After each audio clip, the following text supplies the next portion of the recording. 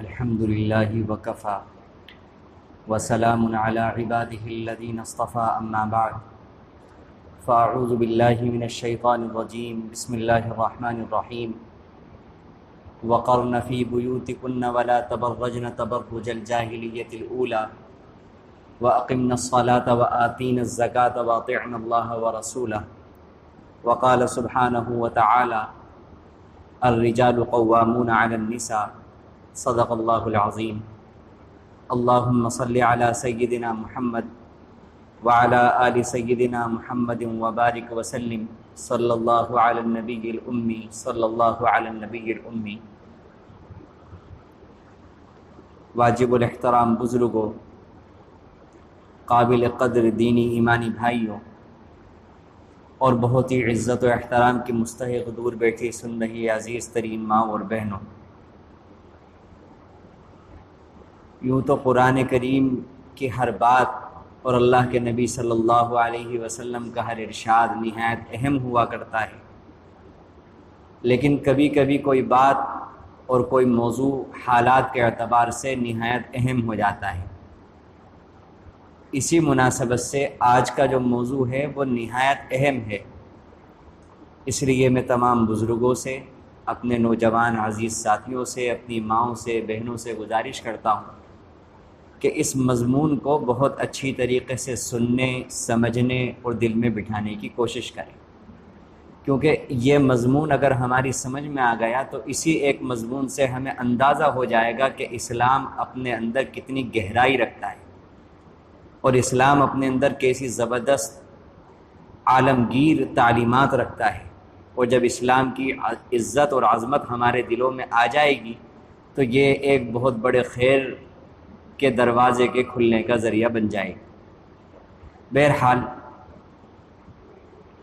آج جو مجھے موضوع عرض کرنا ہے وہ یہ ہے کہ ایک مرد اور عورت کے اوپر اللہ رب العزت نے کیا ذمہ داریاں رکھی۔ اس موضوع کے متعلق مجھے چند باتیں عرض کرنی ہیں۔ گزشتہ ہفتے جیسا کہ ہمارا مضمون چل رہا تھا کہ اللہ رب العزت نے، دین اسلام نے عورت کو کیا مقام بخشا ہے، اور آخر میں بات یہاں پر ختم ہوئی تھی کہ یورپ میں، مغربی ممالک کے اندر عورت کو جو عزت اور مقام دیا گیا ہے وہ در حقیقت عورت کو نہیں دیا گیا، بلکہ اس عورت کو دیا گیا ہے جو عورت مرد بن کر زندگی گزار رہی ہے۔ اور اگر کوئی عورت بن کر زندگی گزار رہی ہے تو ان ممالک میں اس عورت کو نہ حقوق دیے جاتے ہیں اور نہ اچھی نگاہ سے دیکھا جاتا ہے۔ یہاں پر یہ بات مکمل ہوئی تھی۔ یہیں سے مجھے اپنی بات کو شروع کرنا ہے اور اس مضمون کو بیان کرنا ہے۔ دنیا میں بہت ساری تہذیبوں میں ایسا کیا گیا کہ عورت کو مرد پر نگراں بنایا گیا ان کی تہذیب کے اعتبار سے، لیکن یہ تجربہ تاریخ بتاتی ہے۔ میں اس میں اسلام کا تذکرہ نہیں کر رہا ہوں کہ اسلام کیا کہتا ہے، اور یہ جو ساری گفتگو رہے گی یہ فطری اصول کے مطابق سائنس کی، بائیولوجی کی روشنی میں رہے گی، اور آخر میں پھر میں قرآن کریم کی آیات کو بطور تحقیق کے اور اس بات کو بتانے کے لیے کہ ہمارا اسلام کیا زبردست تحقیقات اپنے اندر رکھتا ہے آخر میں ذکر کروں گا۔ کہ جب بعض تہذیبوں نے یہ تجربہ کیا تو تاریخ بتاتی ہے کہ وہ تجربہ بالکل ناکام رہا۔ پھر اس کے بعد بہت سی قوموں نے یہ تجربہ کیا کہ مرد کو عورت کے اوپر نگراں بنایا، لیکن اس کام کے اندر وہ اس حد تک آگے بڑھے کہ انہوں نے عورتوں کو حقوق سے بالکل محروم کر دیا۔ انہوں نے عورت کو صرف خادمہ اور اپنی شہوت اور اپنی خواہش مٹانے کا ذریعہ سمجھا۔ اس کو نہ گھر کے اندر، نہ سماج کے اندر، نہ معاشرے کے اندر، نہ کاروبار کے اندر، نہ میراث کے اندر، جائیداد کے اندر کسی قسم کا کوئی حق نہیں دیا۔ یہ والا تجربہ بھی تاریخ بتاتی ہے بالکل ناکام رہا۔ پھر ایک تجربہ 18ویں صدی سے شروع ہوا جب یورپ کے اندر صنعتی انقلاب آیا، تو ایک تجربہ یہ کیا گیا کہ عورت اور مرد کو یہ نعرہ دیا گیا عورتوں کو، اور یہ آواز اٹھائی گئی کہ عورتیں مردوں سے کم نہیں ہیں، عورتیں مرد کے برابر ہیں، اور یہ پرفریب دلکش نعرہ عورتوں کو دیا گیا، سکھایا گیا، اور اس کی آڑ بنا کر ہوس کے پجاریوں نے اور دولت کی ہوس رکھنے والوں نے عورتوں کا خوب استعمال کیا۔ آج کی ساری جو میری گفتگو رہے گی، یہ جو میں دعوے کر رہا ہوں، یہ جو بات بیان کر رہا ہوں، ان باتوں کے اثبات میں، ان باتوں کے ثابت کرنے میں رہے گی۔ یہ جو ساری کی ساری باتیں میں نے تینوں صورتیں ذکر کی، تو تاریخ کے تجربے یہ بتاتے ہیں کہ مغربی ممالک میں بھی یہ تجربہ، حالانکہ ابھی تک مکمل طریقے پر عورتوں کو حقوق حاصل نہیں ہوئے، جیسا کہ میں آگے جا کر کے ثابت کروں گا حوالے کی روشنی میں، اس کے باوجود یہ والا تجربہ بالکل ناکام رہا۔ 3 طرح کے تجربے کیے گئے اور تینوں طرح کے تجربے بالکل ناکام رہے۔ ذرا سا یہ جو تیسری بات میں نے ذکر کی مغربی ممالک کی، اس کا جائزہ لیتے ہیں۔ یہ جو انہوں نے نعرہ بلند کیا کہ عورتیں مردوں کے برابر ہیں، یہ سائنٹیفک ریسرچ کی گئی، تحقیق کی گئی، اور اس کے بعد یہ بات کہی گئی سائنس کی روشنی میں کہ عورتوں کی دماغی استعداد، قوت اور صلاحیت یہ بالکل مردوں کے برابر ہے، لہذا جو کام مرد کر سکتے ہیں وہی کام عورت بھی کر سکتی ہے، لہذا عورت کو گھر کی ذمہ داریوں کو چھوڑ کر، بلکہ گھر کی ذمہ داریوں کے ساتھ ساتھ وہ کام بھی کرنے چاہیے جو کام مرد کرتے ہیں، اور یہ بات سائنس کے ذریعے سے ثابت کی گئی۔ حالانکہ سائنس کی جو تحقیق ہے یہ اپنی جگہ بالکل ٹھیک ہے، لیکن یہاں پر رک کر میں ایک بات یہ عرض کرنا چاہتا ہوں کہ صرف سائنس کی روشنی میں اگر اتنی بات ثابت ہو جاتی ہے کہ عورت استعداد، دماغی قوت اور طاقت کے اعتبار سے اگر مرد کے برابر ہے، تو کیا اس کے اوپر وہ ذمہ داری ڈالی جا سکتی ہے کہ جو مرد کے اوپر ڈالی گئی ہے؟ صرف اتنی تحقیق اس بات کے لیے کافی نہیں ہے، بلکہ 3 طرح کی اور تحقیق کرنی پڑیں گی۔ اگر ان تحقیقوں کا جواب ہاں میں آتا ہے تو پھر یہ بات مان لینی چاہیے کہ ہاں عورت وہ ذمہ داری ادا کر سکتی ہے جو مغربی تہذیب نے اس کے اوپر ڈالی ہے، اور جو ہمارے یہاں کی ہماری بہنیں اور ہمارے بھائی جس تہذیب کو للچائی ہوئی نظروں سے دیکھ رہے ہیں اور اپنی اسلامی تہذیب کو خیر آباد کہہ کر اس تہذیب کو اپنانے کی کوشش کر رہے ہیں۔ کیا 3 باتوں کی کس کے ہمیں تحقیق کرنی پڑے گی؟ ایک بات تو یہ کہ ہمیں یہ دیکھنا ہوگا کیا اللہ رب العزت نے مرد اور عورت دونوں کا جسمانی جو سسٹم ہے کیا وہ ایک رکھا ہے یا وہ دونوں اللہ رب العزت نے الگ رکھے ہیں؟ پہلے تو ہمیں یہ دیکھنا پڑے گا، اور پھر دوسری بات یہ دیکھنی پڑے گی کہ فطرت نے مردوں کے اوپر اور عورت کے اوپر ایک ہی قسم کی ذمہ داریاں رکھی ہیں یا الگ الگ قسم کی ذمہ داریاں رکھی ہیں۔ تیسری بات یہ دیکھنی پڑے گی کہ مرد اور عورت کی نفسانی کیفیات ایک ہیں یا الگ الگ ہیں۔ اگر ان تینوں چیزوں کا جواب ہاں میں آ جاتا ہے اور ایک جیسا ہونے میں آ جاتا ہے، تب تو عورت کے اوپر مردوں جیسی ذمہ داری ڈالنا مناسب ہے، اور اگر اس کا جواب نفی میں آتا ہے تو پھر یہ فطرت سے بغاوت ہوگی، اور فطرت سے بغاوت یہ انسانیت کے لیے، یہ قوم کے لیے یہ بڑی خطرناک، نقصان دہ ہر زمانے میں ثابت ہوگی۔ تو پہلی چیز کہ کیا مرد اور عورت دونوں کا جسم ایک ہے، یہ اتنی موٹی بات ہے کہ اس کے لیے کسی دلیل کی ضرورت نہیں ہے، اور سب کو معلوم ہے کہ مرد اور عورت دونوں کی جسمانیت تخلیقی اعتبار سے یہ ایک دوسرے سے بالکل جدا ہوتی ہے، اور بائیولوجی کی روشنی میں یہ بات بالکل ثابت ہے کہ جب ماں کے رحم کے اندر بچے کا حمل قرار پاتا ہے تو حمل قرار پانے کے بعد جب بچہ ہوگا یا بچی ہوگی، اس کی تشخیص قدرت کی طرف سے ہو رہی ہوتی ہے۔ اس تشخیص کے ہوتے ہی جو آگے کا سارا سانچہ اور ڈھانچہ ڈھلتا ہے اور بنتا ہے لڑکی کا، وہ بائیولوجی یہ بتاتی ہے کہ وہ بالکل الگ ہوتا ہے، بالکل الگ طریقے پر فطرت اور قدرت اس کا ڈھانچہ لے کر کے چلتی ہے۔ اور اس کے اندر کیا بات مد نظر ہوتی ہے فطرت کے؟ یہ بات ہوتی ہے کہ عورت کی جسمانیت کی نشو و نما اس طریقے پر کرنی ہے ماں کے پیٹ میں بھی اور باہر بھی، کہ عورت کو بڑے ہو کر بچے کی ماں بننا ہے اور بچے کی تربیت اور پرورش کرنی ہے۔ اس اعتبار سے قدرت نے اس کی تخلیق کا مرحلہ شروع سے لے کر آخر تک ترتیب دیا ہے۔ تو پتہ یہ چلا کہ دونوں کے تخلیق کے مراحل اور دونوں کی تخلیق کے طریقہ بالکل الگ ہے۔ ایک بات تو یہ ثابت ہو گئی، اور دوسری بات فطرت نے دونوں کے اوپر، اسلام نے نہیں کہہ رہا ہوں میں، فطرت کی بات کر رہا ہوں کہ فطرت نے، قدرت نے دونوں کے اوپر ایک طرح کی ذمہ داری ڈالی ہے یا الگ الگ ذمہ داری ڈالی ہے۔ اس کا ذرا سا ہم جائزہ لے لیتے ہیں۔ ہم غور کریں کہ اللہ رب العزت کا نظام یہ ہے کہ ہر مہینے عورت کو ایک منتھلی سائیکل سے گزرنا پڑتا ہے، یعنی ان ایام سے گزرنا پڑتا ہے کہ جن ایام میں عورتیں نمازیں نہیں پڑھ سکتی۔ جب عورت ان ایام سے گزر رہی ہوتی ہے تو جو رپورٹ میں نے ابھی پڑھی ہے اس کو مکمل تفصیل کے ساتھ ذکر کرنے کا موقع نہیں ہے، لیکن میں نے پڑھا کہ تقریباً 75% 77% عورتوں کو ان زمانوں میں ان ایام کے اندر تقریباً 9 قسم کی بیماریاں لاحق ہوتی، جن میں سے بہت سی تو بالکل عام ہیں، پیٹ کے ہاضمے کا خراب ہو جانا، پٹھوں میں اکڑ کا پیدا ہو جانا، اعصابی نظام کا کمزور ہو جانا اور چڑچڑاپن کا پیدا ہو جانا، دماغی صلاحیتوں کا کمزور ہو جانا، بات بات پر غصہ آ جانا۔ حالانکہ اسی کی روشنی میں جو ریسرچیں میں پڑھ رہا تھا تو اس میں یہ بات بھی لکھی گئی، یہ بات بھی سامنے آئی کہ لوگوں نے ریسرچیں کی ہیں اس بات پر کہ خواتین نے جو سب سے زیادہ جرائم کیے ہیں، کرائم کیے ہیں، تو جب ان عورتوں کے اوپر تحقیق کی گئی تو ان میں آدھی سے زیادہ اسی سرکل سے گزر رہی تھیں۔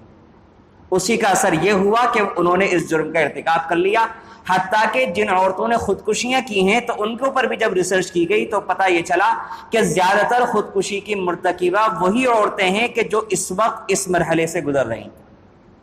پتہ یہ چلا کہ فطرت نے قدرتی طور پر عورتوں کو ہر مہینے ایسے ایام کے ساتھ، ایسے دور کے ساتھ گزارا ہے کہ جس میں ان کی دماغی صلاحیتیں، جس میں ان کی اعصابی صلاحیتیں، جس میں ان کی جسمانی صلاحیتیں، جس میں ان کے فیصلہ کرنے کی قوتیں اور باقی صلاحیتیں بھی متاثر ہوتی ہیں۔ اس کے علاوہ مرد کا جو نظام اللہ رب العزت نے بنایا وہ بالکل مختلف بنایا۔ عورت کا یہ نظام شروع سے لے کر ماں کے پیٹ سے لے کر ہر مہینے کے نظام تک، پھر اس کے بعد شادی کے بعد کا نظام، پھر اس کے بعد بچے کی ولادت کا مرحلہ، 9 مہینے ماں کے پیٹ کے اندر رہنے کا نظام، اس کے اندر بھی ماں کے جسم کے اندر کیا کیا تبدیلیاں آتی ہیں، پھر 2 سال تقریباً بچہ دودھ پیتا ہے، ان 2 سالوں کے اندر ماں کے جسم کے اندر کیا کیا تبدیلیاں رونما ہوتی ہیں، پھر ایک بچے کو عام طور سے تقریباً 5-7 سال تک گہری نگہداشت کی، تربیت کی، ہر وقت کی ماں کی نگرانی کی ضرورت ہوتی ہے۔ یہ ساری کے ساری مشغولیات، یہ سارے کے سارے کام، یہ سارا کا سارا بار، یہ ساری کی ساری ذمہ داری فطرت نے، قدرت نے، اسلام نے نہیں، قدرت نے، چاہے ظاہری سی بات ہے کہ یہ تو غیر مسلموں کی عورتوں کے ساتھ بھی ہوتا ہے، مسلمان عورتوں کے ساتھ بھی ہوتا ہے، فطرت نے یہ ساری کی ساری ذمہ داریاں، پیدائش کے سارے مراحل، دودھ پلانے کے مراحل، یہ سارے کے سارے مراحل مرد پر نہیں ڈالے، یہ فطرت نے عورت کے اوپر ڈالے۔ تو یہ بات بھی ثابت ہو گئی کہ عورت کا تخلیقی نظام وہ بھی بالکل جدا، اور فطرت نے جو عورت کے اوپر ذمہ داری ڈالی وہ بھی جدا، مرد کے اوپر جدا ذمہ داری ڈالی، عورت کے اوپر جدا ذمہ داری ڈالی۔ مرد کا تخلیقی نظام الگ ہے، عورت کا تخلیقی نظام الگ ہے۔ تیسری چیز نفسانی کیفیات۔ تو سب کو معلوم ہے، موٹی سی بات ہے کہ عورت کے اندر جو اللہ رب العزت نے جذبات رکھے ہیں، محبت کے جذبات رکھے ہیں، شفقت کے جذبات رکھے ہیں، اس کے مزاج کے اندر ڈھل جانا ہے، اس کے مزاج کے اندر اللہ رب العزت نے نرمی رکھی ہے، اس کے مزاج کے اندر اللہ رب العزت نے جاذبیت رکھی ہے،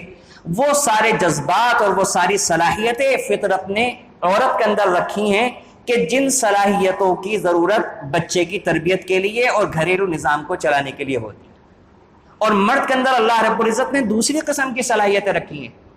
جب پتہ چلا تینوں باتوں کی روشنی میں، ان فطری باتوں کی روشنی میں کہ مرد کا نظام الگ ہے، عورت کا نظام الگ ہے، جب دونوں کا نظام بالکل الگ ہے تو یہ کیسے ممکن ہے کہ دونوں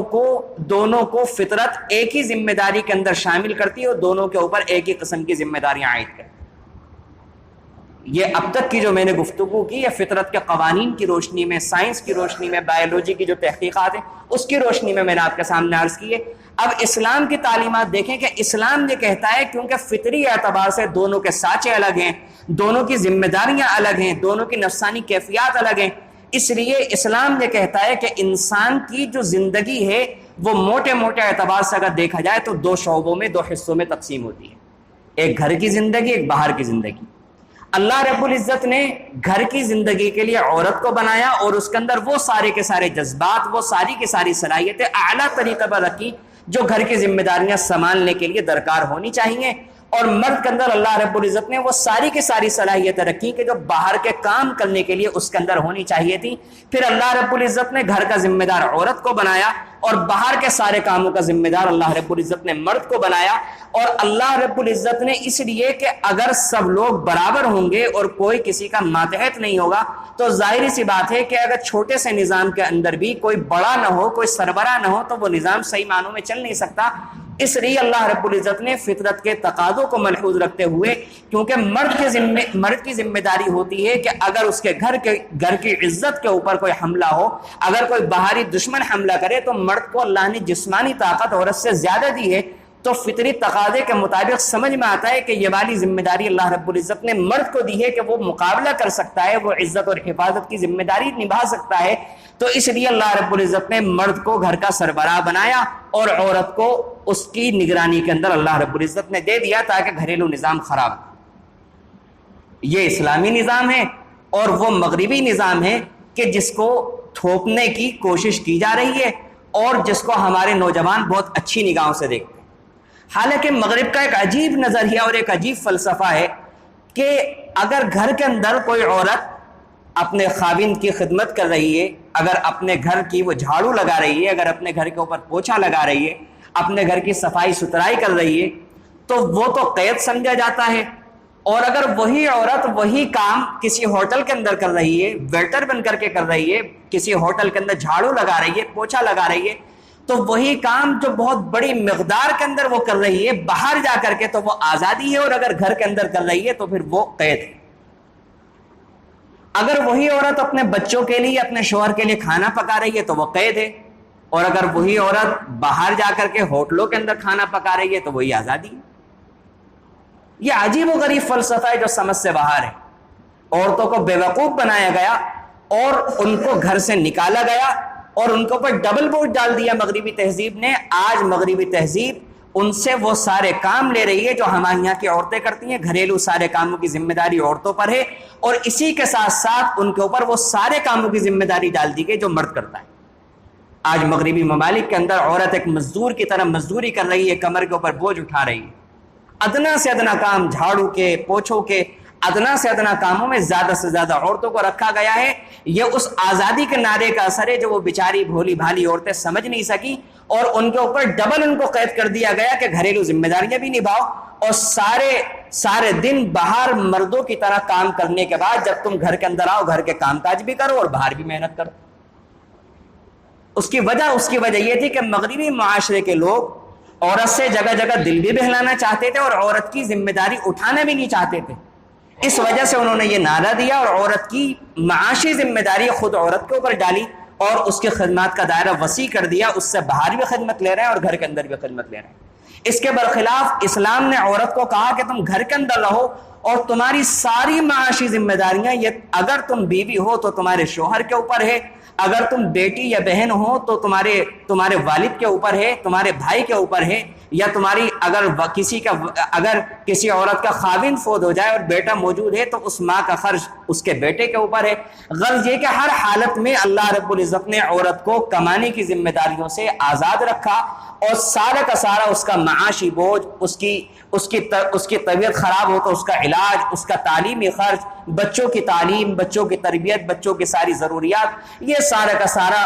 بار، یہ سارا کا سارا بوجھ، یہ ساری کی ساری ذمہ داری اللہ رب العزت نے مرد کے اوپر ڈالی۔ یہ اسلامی نظام ہے اور یہ مغربی تہذیب کا نظام ہے جو میں نے آپ کے سامنے عرض کیا۔ اب مغربی تہذیب کا جو نظام ہے، جب انہوں نے اس نظام پر عمل کرنا شروع کیا تو ان کی زندگی کے اندر کیا واقعات رونما ہوئے، کیا تبدیلیاں آئیں، اس کا مختصر سا خاکہ میں آپ کے سامنے رکھتا ہوں تاکہ ہمیں احساس اور ہمیں اسلامی تعلیمات کی قدر ہو سکے کہ اسلام کیا کہتا ہے۔ اسلام دین فطرت ہے۔ اسلام کے جو قوانین ہیں وہ صرف باتوں کے حد تک محدود نہیں ہوا کرتے، بلکہ اسلام اپنے اندر گہرائی رکھتا ہے۔ حقیقت پسندانہ جو حکم ہوتا ہے، اسلام اپنے ماننے والوں کو وہ حکم دیتا ہے، وہ راہ دکھاتا ہے جس پر عمل کرنا، جس پر چلنا ممکن ہو۔ اسلام ہوائی باتیں کرنے کا قائل نہیں ہے۔ جب مغربی معاشرے کے اندر عورت اور مردوں کو ایک ساتھ اور قدم سے قدم ملا کر چلنے کا نعرہ دیا گیا اور عورتوں کو گھر سے باہر نکالا گیا اور گھر کی ذمہ داریوں کے ساتھ ساتھ ان کے اوپر باہر کی ذمہ داریاں بھی ڈالی گئیں، تو پھر دیکھیے کیا ہوا۔ لکھنے والوں نے لکھا کہ اس تحریک کے ذریعے، یعنی عورتوں کی جو تحریک تھی، عورتوں کے جنسی معاملات کو بہت زیادہ متاثر کیا گیا، حتیٰ کہ رشتہ ازدواجیت کو، یعنی نکاح کے رشتے کو غیر ضروری قید و بند، وہاں کے معاشرے میں یہ تصور دیا گیا کہ اگر کوئی نکاح کر رہا ہے، شادی کر رہا ہے، تو بیکار میں اپنے آپ کو قید کے اندر ڈال رہا ہے۔ اس قید سے جان چھڑاؤ، اس قید سے آزادی لو، اور دولت کے حصول کا پرفریب ذریعہ قرار دے کر جنسی آزادی کا نعرہ بلند کیا گیا۔ اور شادی سے باہر بچوں کی پیدائش کی بھی حوصلہ افزائی کی جانے لگی۔ وہاں پر شادی کر کے بچہ پیدا کرنے کو بالکل معیوب اور بالکل بیکار قسم کی چیز سمجھا جاتا ہے، اور بغیر شادی کے اگر بچہ پیدا ہوتا ہے تو اس کی حوصلہ افزائی کی جاتی ہے، اور اس معاشرے کے اندر اس کو ایک اچھی نگاہ سے دیکھا جاتا ہے۔ باقاعدہ وہاں کے قوانین ایسے بنائے گئے اور ہر سطح پر اس کی مکمل طریقے پر حوصلہ افزائی کی گئی ہے۔ تحریک نسوانیت کے ایک حامی اور مشہور مصنفہ شیلا کرونن یہ لکھتی ہیں کہ شادی عورتوں کے لیے غلامی اور ذلت ہے۔ آپ اندازہ کر لیجئے کہ اس معاشرے پہ کیا اثر آیا، فطرت کے قوانین سے بغاوت کرنے کا، اسلامی تہذیب کو اتار کر پھینکنے کا، کہ وہاں کے لوگوں کی یہ سوچ بنائی گئی کہ شادی عورتوں کے لیے غلامی اور ذلت ہے، لہذا تحریک نسواں کو چاہیے کہ وہ شادی سے سسٹم کو ختم کرنے پر بنیادی توجہ صرف کرے۔ تحریک نسواں کے تمام علم برداروں کا تقاضا ہے کہ عورت اپنے جسم کے خود مالک ہے، یہاں ان کی مرضی کے بغیر کسی بچے تک کو بھی یہ حق حاصل نہیں کہ وہ ان کے جسم میں پرورش پائے، لہذا جب وہ چاہے کہ بچے کو رکھے، جب چاہیے اسقاط کرا دے۔ یعنی شادی کے بعد اگر شوہر چاہے کہ اپنی بیوی سے کسی قسم کی کوئی اپنی مرضی اس کے اوپر لاگو کر لے، چاہے وہ اس کی خواہشات سے متعلق ہوں چاہے کسی اور سے متعلق ہوں، وہ نہیں کر سکتا۔ حتیٰ کہ یہ جو بات ذکر کی گئی بچے کے تعلق سے، یہ بھی ان کو نظریہ دیا گیا، اور آج وہاں کی جو حالت ہے تو وہاں پر حالت بہت بدتر ہے، بہت ابتر ہے۔ اس مختصر سے وقت کے اندر میں بس سرخیاں ہی پڑھ کر سنا سکتا ہوں، اس کی مزید تحقیقات اگر کسی کو دیکھنی ہے تو وہ انٹرنیٹ کے اوپر پڑھے، یا وہاں کے اوپر جو کتابیں لکھی گئی ہیں۔ مثال کے طور پر میں بتاتا ہوں کہ پردہ مولانا مودودی رحمۃ اللہ علیہ کی اس کی تفصیلات اس کے اندر آپ کو ملیں گی، تقریباً 350 کی کتاب ہے۔ اس کے لیے پڑھے حیا اور پاک دامنی، حضرت پیر ذوالفقار احمد صاحب نقشبندی دامت برکاتہم العالیہ کی کتاب ہے۔ اس کے لیے ہم پڑھے ایک نئی دنیا کی تلاش۔ یہ کتاب اگر ہم پڑھیں گے تو ہمیں اندازہ ہوگا کہ اسلام ہے کیا چیز، اسلام ہے کیا چیز، اسلام نے ہمیں کتنی گندگیوں سے بچایا ہے، کتنی بڑی بڑی پریشانیوں سے ہمیں بچایا ہے، اور جو جن تہذیبوں کو ہم للچائی ہوئی نظروں سے دیکھ رہے ہیں، ہم نے کبھی اندر گھس کے دیکھا ہی نہیں کہ ماں ہے کیا، ماں کتنی تباہی مچی ہوئی ہے۔ اور آگے آپ سنیں، آگے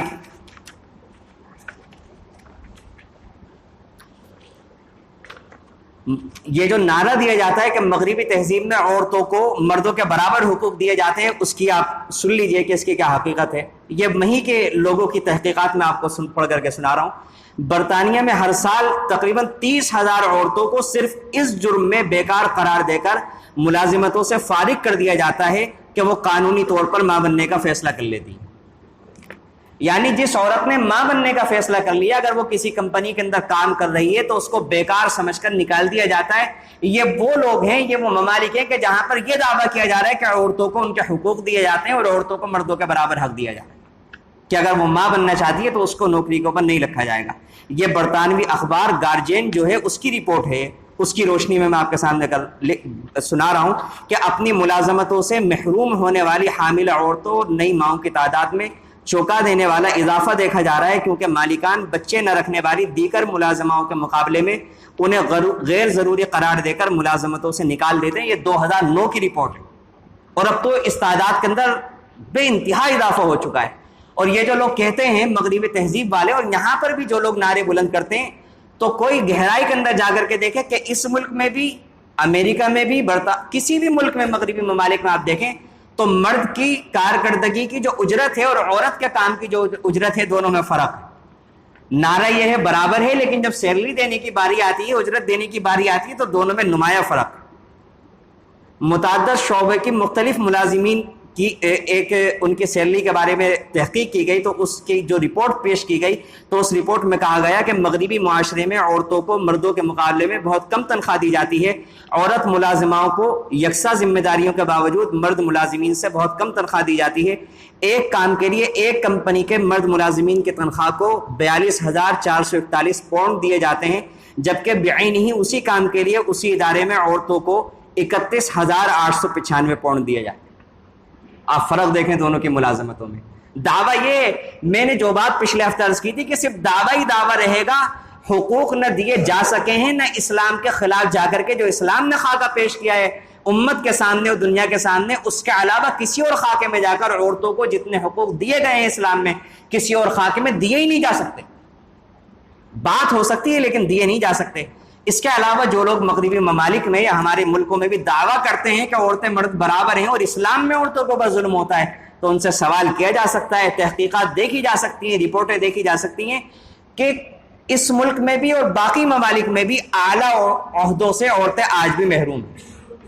اکا دکا کسی کو جج بنا دیا گیا، کسی بڑے عہدے پر بٹھا دیا گیا، یا وہ اپنی قابلیت، بے انتہا قابلیت کی بنا پر یا کسی اور وجہ سے بیٹھ گئی تو بیٹھ گئی، لیکن مردوں کے اعتبار سے اگر آپ تناسب دیکھیں تو وہ کچھ بھی نہیں نظر آئے گا، صرف دھوکے میں ہی رکھا گیا۔ اور چھوٹے موٹے کام جیسا کہ میں نے بتایا مغربی ممالک میں جھاڑو لگانا اور ویٹر کی جگہ کام کرنا، بستروں کو ٹھیک کرنا، یہ جتنے بھی اس طرح کے کام ہیں، بوجھ لادنا، یہ سارے کے سارے کام، یا عورتوں کو بیوقوف بنا کر اعزاز کے طور پر ان کو مس ورلڈ کا خطاب دے دیا گیا یا سیلز گرل کا خطاب دے دیا گیا، جس میں ان کے جسم کے ایک ایک انگ کو نمایاں کیا جاتا ہے سارے لوگوں کے سامنے، ساری دنیا کے سامنے، ایک ایک چوراہے پر ان کے جسم کے ایک ایک پارٹ کو اور ایک ایک حصے کو نمایاں کر کے پیش کیا جاتا ہے، اور وہ بیچاری خوش ہوتی ہیں کہ ہمیں عزت دی جا رہی ہے۔ اگر یہی عزت ہے تو پھر ہمیں اپنے پیمانے پر غور کرنا چاہیے کہ ہمارا پیمانہ کتنا خراب ہو چکا ہے۔ عجیب بات ہے، آگے کا آپ سنیں کہ مغربی معاشرے میں تحریک نسوانیت، عورتوں کی آزادی اور اس کے تمام حقوق کی مکمل حفاظت کے دعوے کے باوجود یہاں شہوت پرست اشرافیہ کے ذریعے عورتوں کی خرید و فروخت عام ہے۔ عورتوں کی خرید و فروخت عام ہے، بیچی جاتی ہیں، خریدی جاتی ہیں، بلکہ اس معاشرے میں یہ تصور بھی عام ہے کہ عورتیں بھی شاپنگ کی جانے والی ایک چیز ہیں، اور عام مشروبات وغیرہ کے مقابلے میں عورتوں کی خریداری زیادہ آسان ہے۔ یہ تصور ہو چکا ہے، یہ ان ممالک کے اندر عورتوں کی جو حالت ہے اور وہ جو سوچتے ہیں عورت کے بارے میں، وہ یہاں تک کہانی پہنچ چکی ہے۔ برٹش کرائم سروے کے مطابق برطانیہ میں 45% خواتین کسی نہ کسی طرح گھریلو تشدد کا سامنا کرتی ہیں۔ اسی طرح ہر سال کم از کم 80,000 عورتیں زنا بالجبر کا نشانہ بنتی ہیں، زبردستی ان کو ریپ کیا جاتا ہے۔ 80,000، اور یہ میں 2003 اور 2004 کی رپورٹ آپ کو پڑھ کر کے سنا رہا ہوں۔ اس وقت اگر آپ دیکھیں کہ امریکہ کا کیا نمبر آتا ہے دنیاوی ممالک میں، کہ وہاں پر زنا کس حد تک ہوتا ہے، تو آپ دیکھ کر کے حیران رہ جائیں گے۔ اسی طرح انگلینڈ اور بعض دوسرے ممالک میں ہر ہفتے کم از کم 2 عورتیں اپنے شوہر یا دوست کے ہاتھوں قتل کر دی جاتی ہیں۔ گھروں میں قتل کی جانے والی 40% خواتین اپنے قریبی لوگوں کے ہاتھوں سے ماری جاتی ہیں۔ اسی طرح 2008 کی ایک رپورٹ ہے، اس کے مطابق عورتوں کے ساتھ تشدد اور سنگین زیادتیوں میں امریکہ یورپ سے بہت آگے ہے۔ اس کے جرائم کا آپ یہ سنیں، یہ مختصر سی رپورٹ، اس سے اندازہ ہوگا کہ اسلام کیا ہے اور مغربی تہذیب جس کو ہم للچائی ہوئی نگاہ سے دیکھ رہے ہیں، اور جس نے غلط رخ اپنی تہذیب کا دکھایا ہے اور اس کی حقیقت نہیں دکھائی، اس کا آپ کو اندازہ ہوگا کہ وہاں پر مرد ساتھیوں کے ذریعے سے جو عورتوں کے اوپر تشدد کیا گیا ہے، ان کی جو تعداد ہے وہ 55,52,000 ہے ایک سال کے اندر۔ ان میں 35,690 زنا بالجبر، زبردستی زنا گیا ہے، جبکہ یہ ملک ایسا ہے کہ یہاں پر زنا کرنے کے لیے زبردستی کی ضرورت ہی نہیں ہے، جو جس سے چاہے شادی ہونے کے باوجود، مرد عورت سے، عورت دوسرے جو جس طرح چاہے کر سکتا ہے۔ شوہر کو یہ اجازت ہی نہیں ہے قانونی اعتبار سے کہ وہ مداخلت کرے بیوی کی زندگی میں جبکہ وہ آنکھوں سے دیکھ رہا ہو، عورت کو بھی یہ حق حاصل نہیں ہے کہ وہ مرد کی زندگی میں مداخلت کرے جبکہ وہ آنکھوں سے دیکھ رہا ہو۔ اور مداخلت تو جناب جب کریں کہ جب ان کو یہ چیز غلط معلوم ہوتی ہے، ان کے یہاں تو کوئی چیز ہے ہی نہیں۔ ان کے یہاں تو ایسا ہے کہ جیسا کہ انسان کو استنجے کی ضرورت پڑتی ہے وہ استنجا کر لیتا ہے، کھانے کی ضرورت پڑتی ہے کھانا کھا لیتا ہے، پینے کی ضرورت پڑتی ہے پی لیتا ہے، بالکل اسی طرح یہ بھی ایک ضرورت ہے، جب چاہے جس سے چاہے جہاں چاہے پورا کر لے۔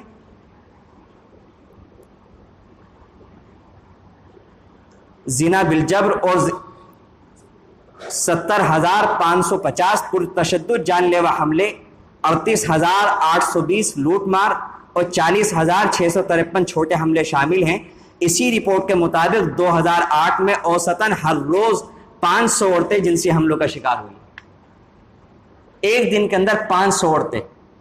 قتل ہونے والی عورتوں میں 64% اپنے قریبی مرد یا دوستوں کے ہاتھوں ماری گئیں۔ 24% واقعات میں ان عورتوں کے موجودہ یا سابق شوہر ملوث پائے گئے۔ آپ اندازہ کر لیں، یہ مغربی تہذیب کی تھوڑی سی میں آپ کے سامنے موٹی موٹی لائنیں پڑھ کر سنانے کی کوشش کر رہا ہوں تاکہ ہمیں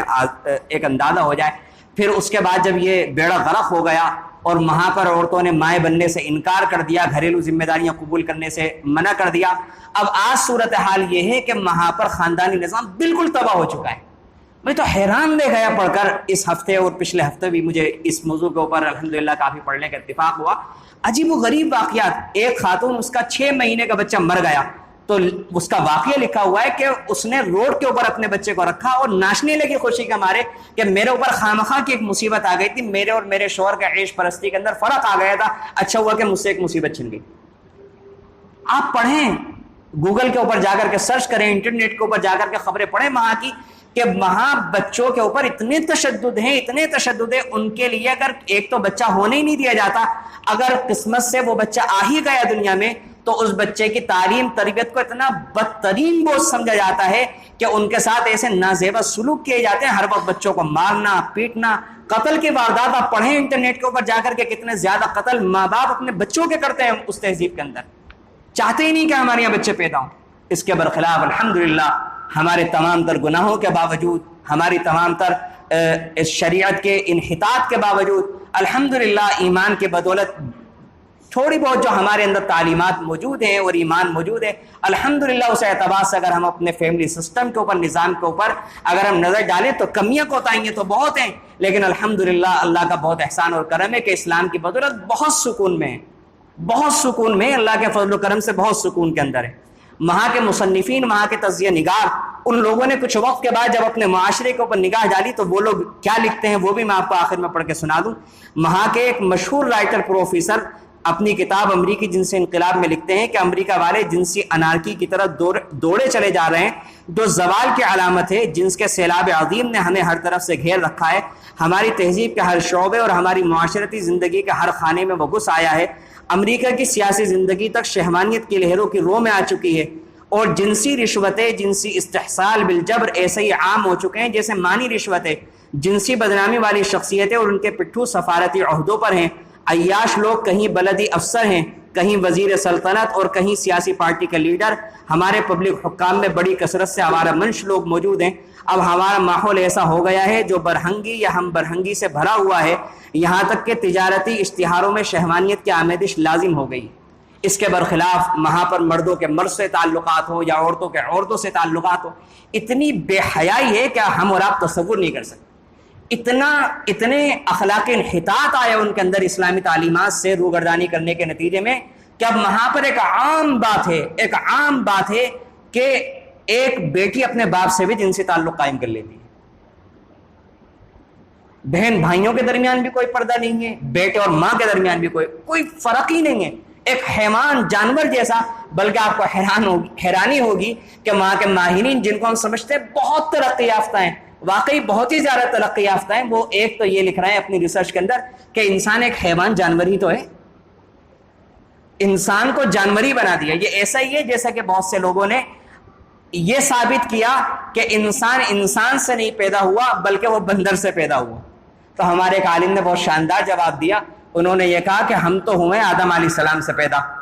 ہم اپنا نسب بیان کرتے ہیں، آپ کو اپنا نسب بیان کرنے کا حق ہے، آزاد ملک ہے، آپ اپنا نسب بیان کریں، ہمارا نسب نہ بیان کریں۔ تو بالکل اسی طرح ایسے لوگ کہ جو سمجھتے ہیں کہ انسان صرف ایک حیوان ہی ہے، ایک جانور ہی ہے، تو ان لوگوں کا حق ہے کہ وہ اپنے بارے میں جو چاہے کہیں، لیکن الحمدللہ جنہیں اسلامی تعلیمات جن کو نصیب ہے، جن کے پاس اسلامی تعلیمات موجود ہیں، تو اللہ کا شکر ہے، ان کے سامنے تو ایک چیز بالکل صاف ہے، بالکل صاف ہے۔ دو طرح کی اپروچ دنیا کے اندر پائی جاتی ہے، ایک آئیڈیلسٹک اور ایک ریئلسٹک۔ اسلامی جو اپروچ ہوتی ہے وہ بالکل ریئلسٹک ہوتی ہے، حقیقت پسندانہ ہوتی ہے۔ اسلام وہی بات کہتا ہے، لوگ پروپیگنڈا تو کرتے ہیں کہ یہ قید ہے، یہ صاحب بڑا مشکل ہے، اس زمانے کے اندر کیسا ہوگا، لیکن اس کے خلاف دنیا کر کے بھی تو نہیں دکھا سکی۔ اور اسلام کا تجربہ ہے 1400 سالہ 1450 سالہ تجربہ کہ الحمدللہ اسلامی جو تعلیمات ہیں تو ہر زمانے کے اندر اس کے ماننے والوں نے اس کے اوپر عمل کر کے دکھایا ہے، اور اپنے آپ کو ایسے زبردست مسائل سے، اور اس کے علاوہ ان کے ہاں جو بیماریاں ہیں، سوزک کی بیماری اور اس کے علاوہ ایڈز کی بیماریاں، آپ تناسب دیکھیں، اتنا برا حال ہے ان ممالک کے اندر بیماریوں کا، اتنا برا حال ہے آپ تصور نہیں کر سکتے اسی زنا کے نتیجے کے اندر۔ بہرحال یہ مختصر سا خاکہ، اس مختصر سے وقت کے اندر میں سمجھتا ہوں کہ اتنا بھی بیان ہو گیا تو اللہ ہی کا شکر ہے۔ یہ میں نے بیان کیا، اس کے برخلاف جو اسلام کا خاکہ ہے وہ بالکل حقیقت پسندانہ ہے۔ یہ میں نے اس لیے بیان کیا تاکہ ہماری بہنیں اور ہم سب مل کر کے سوچیں کہ اللہ کی کتنی بڑی نعمت ہے، اور اسلام کا ایک ایک حکم کتنا زبردست ہے، اپنے اندر کتنی گہرائی رکھتا ہے، اور آج کی موجودہ تہذیب جو بتاتی ہے یا جو ظاہر کرتی ہے اس کے چکر میں آ کر ہم اسلام سے دور نہ ہوں، اپنا مزاج تحقیقانہ بنائیں۔ کسی بھی اسلام کے حکم پر اگر شک اور شبہ ہو، پہلے اس کے ماہرین سے اس شک و شبہ کا اظہار کریں،